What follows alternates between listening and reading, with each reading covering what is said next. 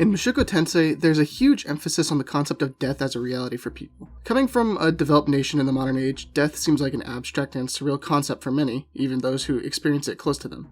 It's fleeting and hard to comprehend, unable to be fully understood by the living, seemingly. The fantasy world Rudeus is transported to contrasts and gives life to this concept, placing us into a world where people more closely ride the line between life and death. People frequently die of seemingly trivial things, and the lives of adventurers are often short. In Fight with Eris's kidnappers were really first introduced to the idea, but I think the Demon Continent does a better job of fully realizing the idea. Ruijerd cuts off a person's head, and we're instantly thrown into the realization that death is real and common. Just like that, a man's life was ended for pissing off Ruijerd, everything before ceasing. We get more depth on this concept later, though.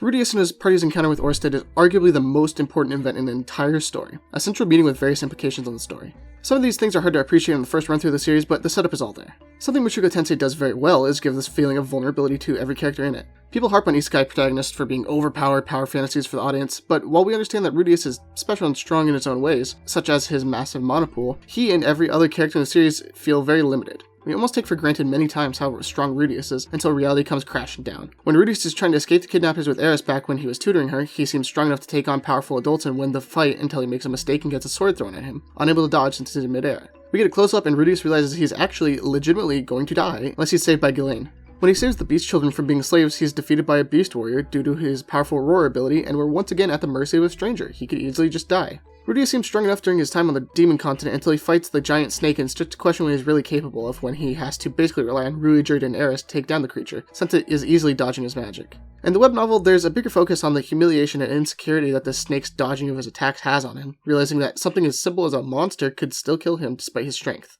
The Orsted fight is the complete amalgamation of all these prior insecurities and fears building up in Rudeus, leading to the worst possible outcome.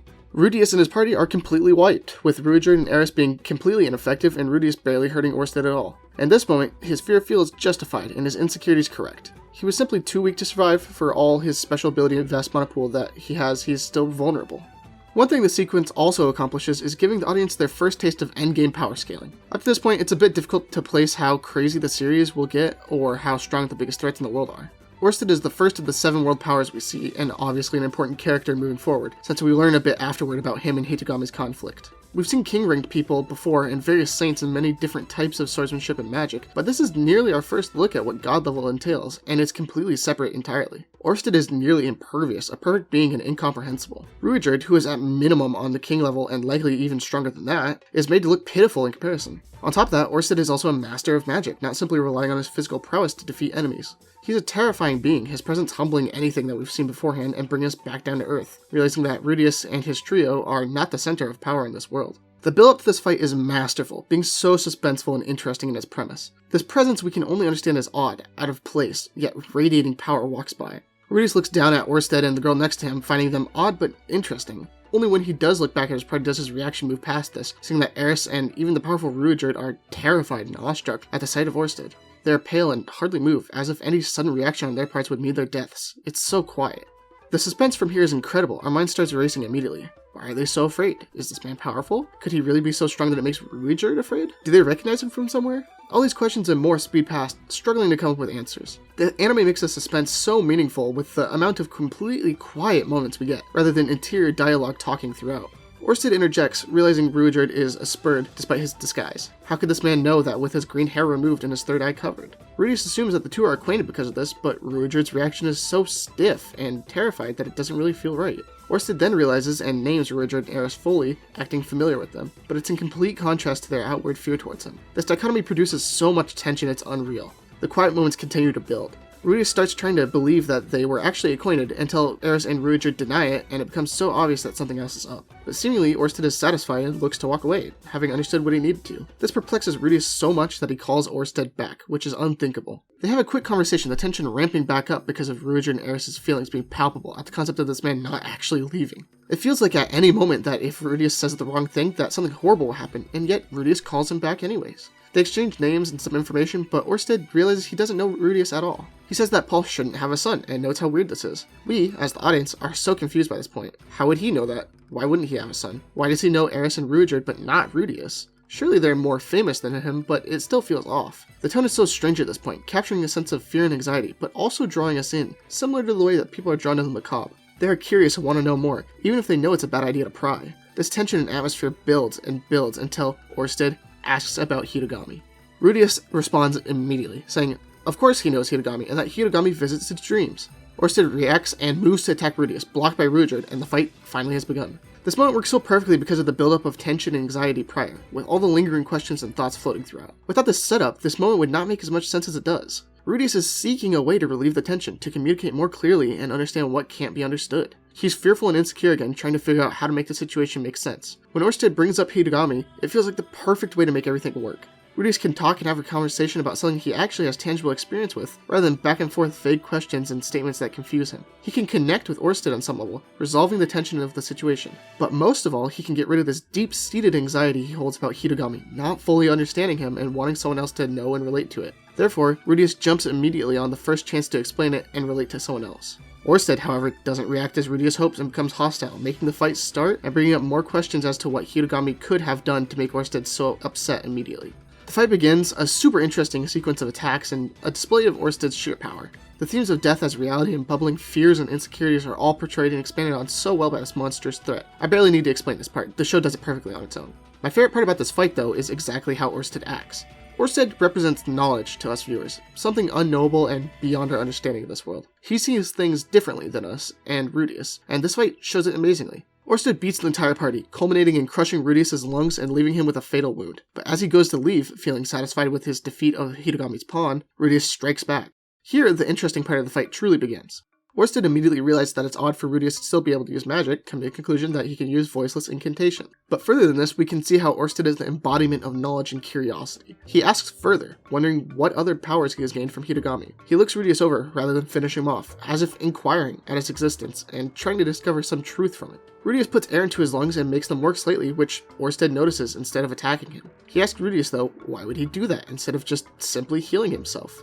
Why not use voiceless incantations to heal himself rather than fill it with air? Orsted putting his hand on his chin and staring intently. As the audience, we know that Rudeus can't use healing magic voicelessly because he hasn't mastered it properly. But it's scary to see Orsted come to the same conclusion so quickly. His logical outlook feels so analytical, trying to understand every bit of Rudeus and thoroughly commit it to memory. It's terrifying to see such a strong person with such a sharp wit, yet ever curious despite his strength. Throughout this scene, Orsted keeps talking to himself. He seals Rudeus' magic with a gate spell, realizing Rudeus has magic on a similar level to Laplace, but inquiring again why he hasn't healed his lung yet. He even wonders if it's a trap to get Orsted to lower his guard in the web novels. Orsted also uses an unknown spell called Disturb Magic to null Rudeus' casting for a moment, leaving us shocked that something like this magic exists and is completely unknown up to this point. Rudeus defeats it by casting with both hands. Throughout the scene in the web novel, though, he makes conclusion after conclusion, guessing at Hitogami's motives, understanding that Rudeus can't wear Toki, understanding the limitations of Rudeus' strength, and killing him almost effortlessly. A few of these details are cut in the anime, but it's all well and good. Our understanding of Orsted, as not just someone who is physically capable and nearly unstoppable, is punctuated by his depth of understanding of the world. He knows all about the magic Rudeus cast, has an in-depth knowledge on everyone but Rudeus, and has access to spells and concepts we know nothing about. Truly, Orsted is the personification of knowledge and the unknowable depths of this fantasy world. The fight concludes, Rudeus being left to die, but actually healed by Orsted from a whim on his companion's part, who inquires that he might be useful in some way and should be saved later, causing Orsted to reverse his decision on killing Rudeus and leave him alive. This conclusion is perfect in that it further characterizes Orsted's curiosity and the level of his power, not even fearing for a moment that leaving Rudeus alive may come to hurt him in the long run. It also serves to characterize his strange companion, having a mask like Rudeus has never seen in this world before. Why does she make the decision to save Rudeus? Does she dislike violence and killing? Is she sympathetic? Does she think Rudeus will benefit her in some way? Does she possibly realize that Rudeus is special in some way, such as an unknowable power or that he comes from another world, making him worth preserving? There's so much to be gathered from this decision, making it feel justified rather than simply being a cop-out to let Rudeus survive. If you want to know more about Orsted's companion in the scene, Nanahoshi, and don't mind spoilers necessarily, I suggest that you watch my video comparing Nanahoshi and Shizue from Slime Isekai for an overview of her character and analysis on why she's so great. Link in the description. The arguably most important part of this scene, though, is the effects it has on Rudeus and Eris moving forward. While getting to know Hitogami and Orsted's conflict is important, this scene has huge ramifications on our party. Rudeus, while terrified and unsure on how to act, uses this fight as a springboard for self-improvement, realizing better the limits of his strength. We see him take inspiration for how to fight from Orsted, trying to copy some of his magic. Rudeus also learns an important lesson in that withholding information and thinking about what you say can be the difference between life and death. It nearly kills him here. Eris, however, takes the same message in a more negative way. Her immediate reaction is much more characterized by fear brought from nearly dying and losing Rudeus. Not to say he isn't terrified as well, but she takes it further in this direction. She feels so insecure and weak, unable to protect Rudeus. This also builds onto her growing inferiority complex to Rudeus, since he was able to fight Orsted and damage him, while she was basically useless. When she sees Rudeus trying to get stronger after the fight while she's busy being sad and afraid, it hurts her. She wonders why she is so weak and why Rudeus is so strong, even mentally. We'll see this stuff in the next episode for sure. I also like that the anime adds a sequence of her trying to use magic as a last-ditch effort to stop Orsted, which was really great characterization on how she's trying harder. I really loved that part. These implications on the characters are hugely influential moving forward, just another way this thing does so much work for the story and characters' development. Orsted's introduction truly changes everything about Mushoku Tensei. After this incident, our perceptions of death in this world are forever colored by the knowledge that unknowable forces could end it at any moment. Just like in modern life, disaster could strike at any time outside of our control and change our lives forever. The execution of the scene builds up the suspense and leaves us asking many questions, even after the scene, about its meaning and how Hitogami plays into it. We start to understand a little bit more about the furthest depths of this world and its strongest inhabitants, meeting one of the 7 world powers, who is a super interesting character in his own right. Even he himself, someone who knows more than we possibly can, brimming with his own curiosity and asking questions about his own reality. It gives us tons of character development and an idea of where the characters will go from here. Orsted changes everything in Mushoku Tensei, finally giving us a feeling for how the series will continue and what we hope to see throughout it, all through a tension-filled and fantastic fight sequence among my favorites in all of media. Thanks for watching, and I'll see you in the next one.